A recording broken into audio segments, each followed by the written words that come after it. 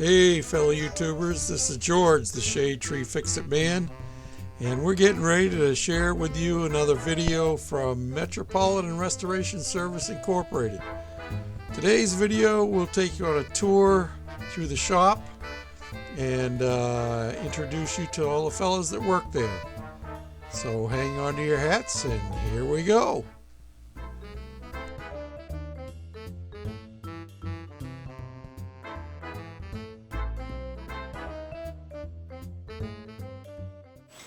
Okay, now we're outside of the mechanical repair part of the shop, and this is John Reeder, and he's going to tell us what happens here.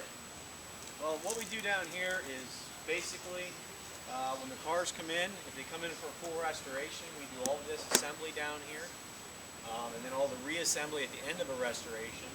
We also do all our mechanical work. A lot of cars come in that need brake rebuilds, electrical wiring, things like that. And all that work is done down here. We have 2 lifts that we use. Pretty much all the tools and so forth you need to go along with that. We don't do any body work or painting or anything like that down here. That's all done up towards the other end of the shop. And it helps keep everything clean and separated. Now you don't do your own engine rebuilding here, correct? No, we have a local company down in Sunbury that has done probably a dozen or more engines for us now. They do all that for us. We don't really have the equipment to do that. Yep. But the only other thing we don't do here is convertible top installation and headliner installation. We also subcontract that. Other than that, pretty much everything else is done here in our own facility. And for you guys that like to collect memorabilia, you'll be fascinated with all of the signage that these guys have outside here. There's one there for Cadillac, and another one here for Buick, and Willys, and Pontiac, and I noticed inside there's one for GMC and another one for Chrysler up there. There's a Packard one. There's Mobile Gas. Now those ones are, all that stuff pretty much reproduction. Yeah. Okay. Yeah. But I noticed you have a very nice looking refrigerator in here. Yes, that we do. That is our $30 shopper paper special. It's a late 1940s Philco. I found it at the shopper for $30. It was a guy's meat freezer, and went over and looked at it. I thought, that'd be perfect. We always need one for here in the shop, so we brought it in, sanded it all down, and painted it, and added the Pepsi decals to sort of give it a little bit of something extra. But thing still works, and look at that. Still works great. Keeps our lunches and everything else. There you go. Good and cold. So we love it. Great. Now we're going into the parts room here. And not only do these fellas do restoration work, but they also sell parts. And Paul told me that they're one of the top suppliers of Metropolitan parts in the United States. Yeah, we're one of the top 2 suppliers in the United States. We pretty much carry everything and anything that you could need to restore your National Metropolitan. Our biggest thing is everything that we sell, we use here in the shop. Okay. And a lot of the things that we sell have come about because of working on the cars in the shop. We've either added to what initially was out there, or just made things a little bit better and more user-friendly for everything. So I think we stock over 1,000 part numbers now. Wow. And we ship every day. We ship on average 4 to 5 packages a day, all over the country and all over the world. And where do you source a lot of your parts from, as far as... A lot of this stuff comes indirectly from England still. There's a lot of manufacturers in England that still make a lot of the parts, since the Metropolitan was an English-built car. Right. It didn't use American components to begin with. It used all European-based driveline, suspension, steering stuff. So a lot of the stuff comes from there. A lot of the sheet metal parts and things like that are made in Vermont.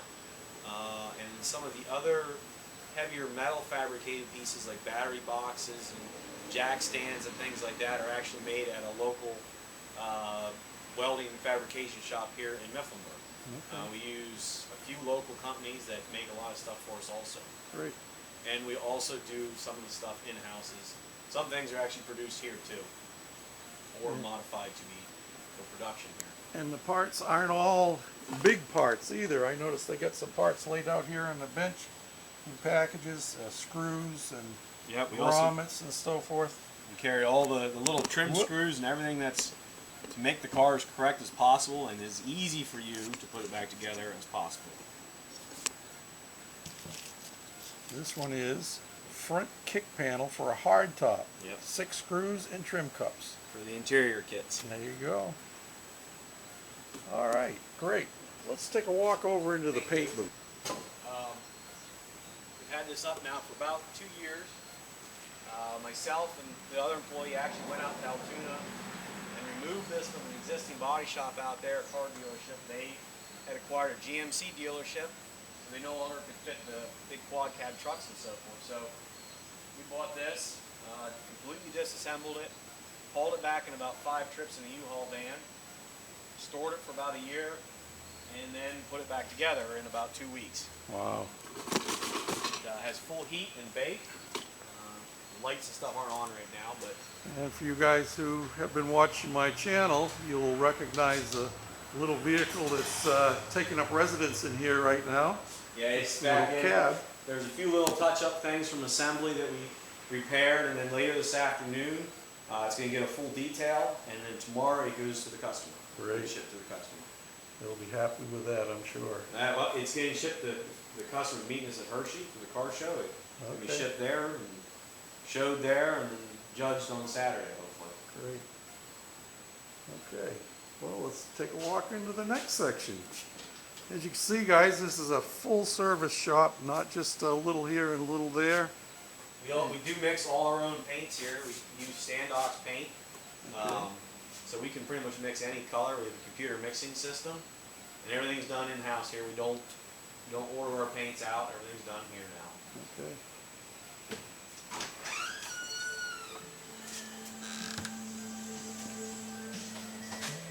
And as you can see in the mechanical section, they don't just do Metropolitans.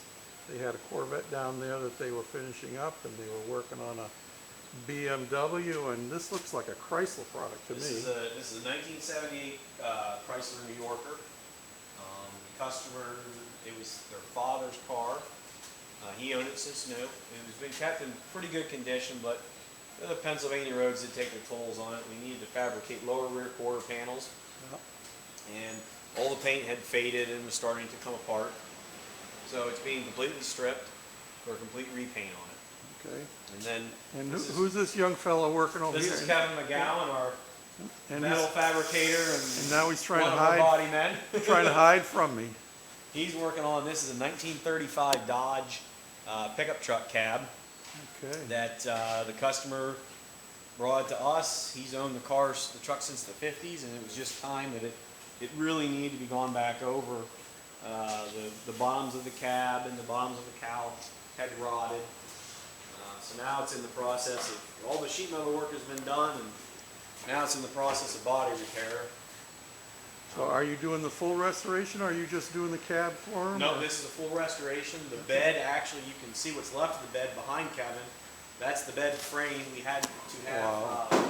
we had to fabricate brand new bed sides, and pretty much 90% of the bed is going to be new fabrication. Wow. This is about all that's left that's going to be original.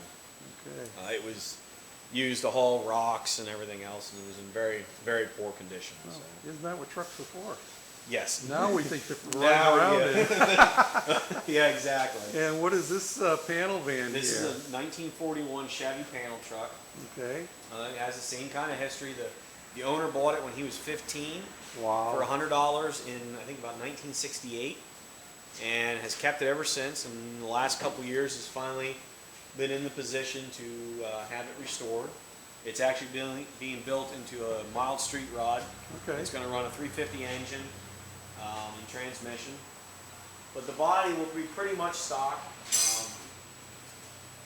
We're currently in the process of getting it. There's a lot of metal work that needs done and so forth, and we're sort of getting ready to do that. And maybe you can describe some of this equipment here. Machinery here, I yeah. know we have, this is a sandblasting Yep, cabinet. we use glass bead in that. Okay. The next machine, this is a plunging hammer, mainly for stretching metal. You run a piece through here, you can build a dome and things like that with this. Okay. This is a slip roller for building curved pieces. All right. The red and black machine is our bead roller, which we can put steps and beads and so forth in flat panels. And then our sheet metal breaks in the back, which is the other green machine. And then the gray and blue is our English wheel. Right now, because of what we're doing in the body shop, we're not using these tools a whole lot right now, so they're just sort of packed away to the side until we get started with some metal work. What's this little thing down the back here with the wheel? Yeah. That is for curving rod, for like half-inch rod and so forth. It's called a wheeling machine basically, but you can make a hoop and things like that. That machine gets used for when if you have to do reinforcing work in window openings, things like that. So we can roll a piece of tubing to match to form a section, things like that. Okay.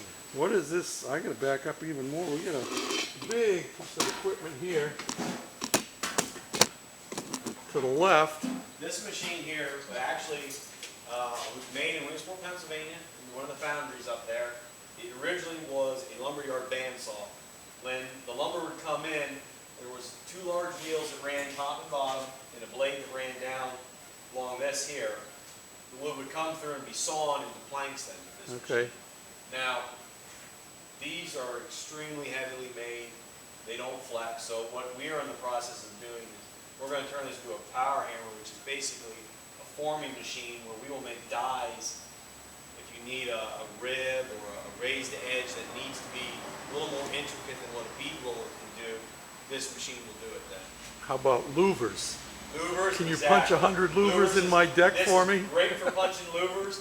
This machine, for doing louver work, you can do louvers on this machine, which is great for like early cars that have the long flat hood sides that you need a long louver. Yeah. Now, if you're going to do louvers like in your deck lid, like you were saying, that is usually more of a punch machine. That's a single stroke at a time and punches each louver individually. Yeah. That's a little bit different. I used a louver press many years ago. I was street rodding a 41 Ford sedan with a small block Chevy in it. And we punched louvers in the hood. And the machine we borrowed was custom made by a fellow that owned a machine shop. And it didn't have a hydraulic press or an arm on it. You had to swing a sledgehammer. Yeah. So you had two guys holding the hood and one guy standing up top Trying to hit it swinging a with a sledgehammer. hammer, Came out pretty good actually. If you take your time, anything will work. And then the other machine is just it's a belt sander that's, we don't have a high enough torque motor on it. We didn't change the motor on it. We've never really get it to work 100%. Yeah. It's another American-made machine, so that's why we kind of bought it. And we'll get it working eventually, so it's 100%. And I see you got a welder down there. Yeah, we have our torch set, and then our Lincoln electric TIG welder that we use when we do aluminum welding and suspension work and things like that. Okay. And you use MIG welding primarily? We use MIG welding primarily for all our sheet metal installation. Okay. The TIG is used more for the precision work and aluminum whenever we have to do that. Back when I was doing body work, a lot of the welding of panels was still done with a torch. Yes. Yeah. And We use the torch mainly for heating, cutting, things like that now.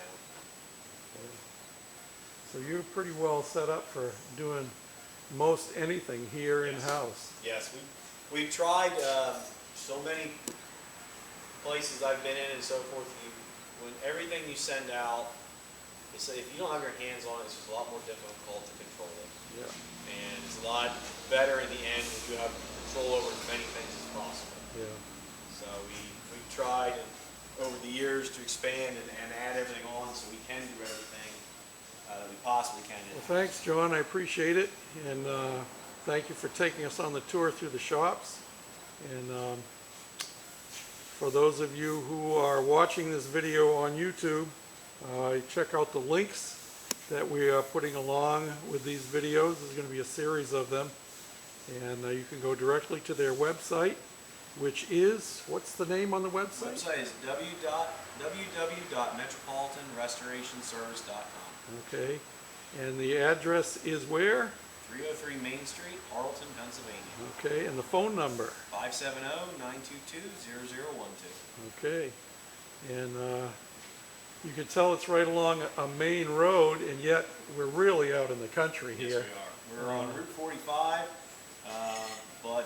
which we get a lot of traffic through here, but it's nice. It's a nice, quiet area. Yeah, all you have to do is, you could walk out in the backyard and all you're gonna see is mountains. In fact, I'm Yeah. gonna do that before I leave. Yeah, we're in this valley. We're at the sort of the narrower end of the valley, so we have mountains only about half a mile on each side of us. All our customers, we have a lot of customers that come in from the tri-state area, and they just think it's amazing here. And it's something I guess you take for granted growing up. Yeah, you do. Yeah. Well, thank you again, John, and thank you for Kevin for letting me get in the way. Yep.